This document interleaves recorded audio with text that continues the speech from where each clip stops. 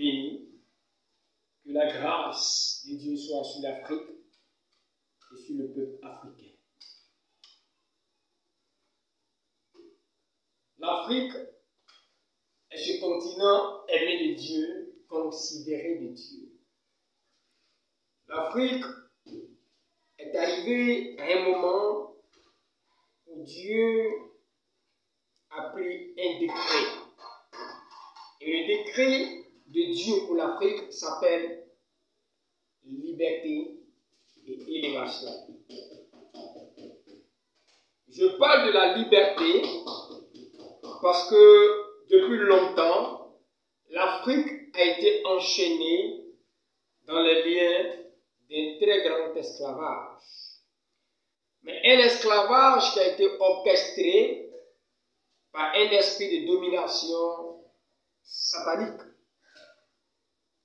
Comme tout peuple, Dieu donne à chaque 400 ans un temps de délivrance. L'Afrique a été aliénée, l'Afrique a été insultée, l'Afrique a été maltraitée, l'Afrique a été catégorisée.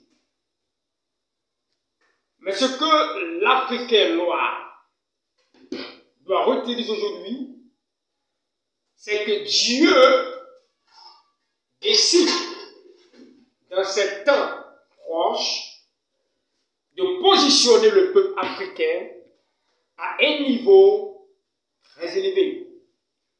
Lorsque nous prenons la Bible dans une Genèse, le constat est assez clair.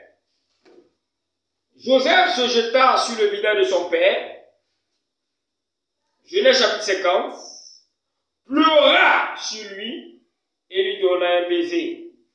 Puis Joseph ordonna à ceux de ses serviteurs qui étaient médecins d'embaumer son père et les médecins l'embaumèrent.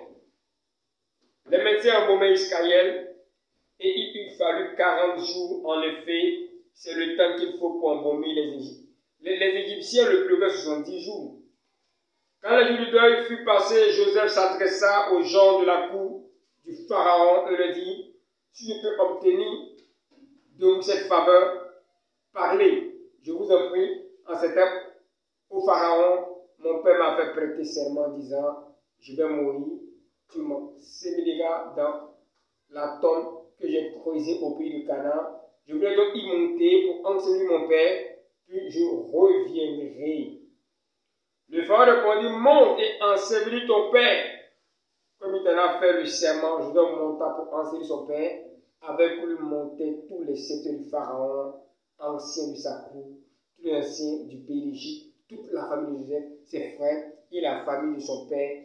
On le laissa dans le pays de Goshen, que les enfants, le petit et le gros bétail.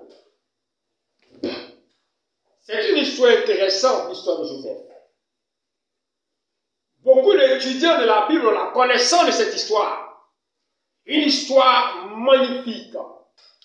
Joseph qui part en Égypte comme missionnaire pour préparer la gloire du peuple israélien.